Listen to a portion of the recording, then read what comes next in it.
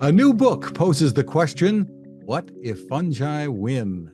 Welcome back to Techstination. I'm Fred Fishkin.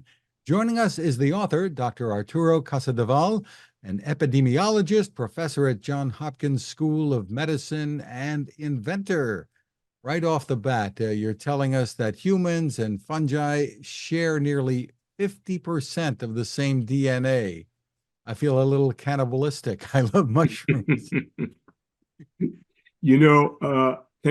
Fred, thank you so much for having me. It's a pleasure to join your show. That number has to be taken with a little bit of a grain of salt because it's relative to what? If you were to look at plants, they would be further away. If you were to look at cows, they'd be much closer together. So let's just say that the 50% is a reminder that they are very similar to us. Well, lots of folks watched The Last of Us and assumed that it's just science fiction, but we could become victims of a fungal disease that threatens our existence. I guess that's part of what you're getting to in the book.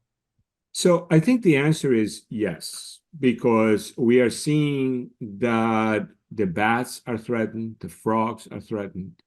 We're seeing the salamanders are threatened. So many bats have gone extinct.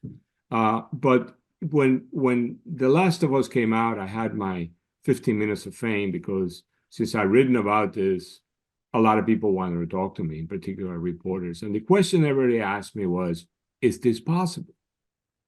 And the answer I always gave was, it's improbable, but not impossible. And when they said, what do you mean? I said, well, we don't know of any fungus that can go into somebody's brain and turn you into a zombie. On the other hand, we know that some fungi make LSD and give you hallucinations. So is it conceivable that there is some fungal species among the 6 million plus that is out there that can do something like this? Maybe. But right now, it's improbable, but not impossible. Well, tell us the story of how you began your research. So, Fred, my formative years in medicine as a doctor was during the first years of the AIDS epidemic, and that's a time that is increasingly distant. People have very little poor memories of that time, but it was a time in which a new disease came out that was unknown to medicine and began to kill people that appeared to be otherwise healthy. And the way that it killed them was it made them susceptible to infectious diseases. And among these diseases, the fungi were among the major killers. So when I trained in Bellevue Hospital in the mid-1980s, what we saw was a lot of fungal diseases taking down what appeared to be apparently healthy people. And I became very interested in this group of organisms and decided to study it. At the time, we didn't think that there will be a day when there will be highly effective antiretroviral therapy. We didn't think that you will be able to extend life the way you can do with or treat HIV, such that people who are well treated have normal lives. So I wanted to focus on fungal research to try to do something about these diseases. And that's how I ended up working on the fungi.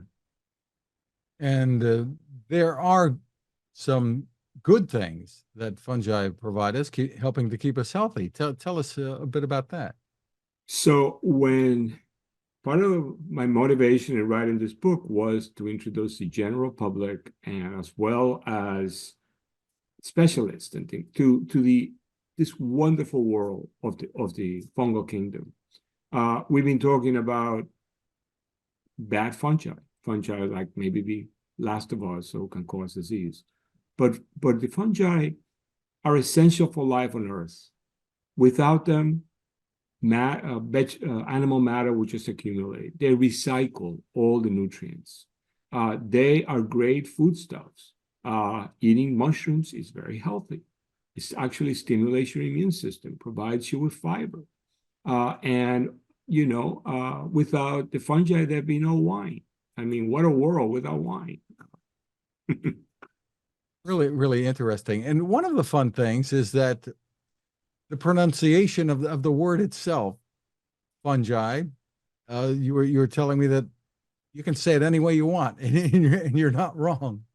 That's right, Fred. To our listeners, I have heard all variations, and I heard all variations from experts. So, what are the variations? Some people call it fungi, some people call it fungi, and some people call it fungi.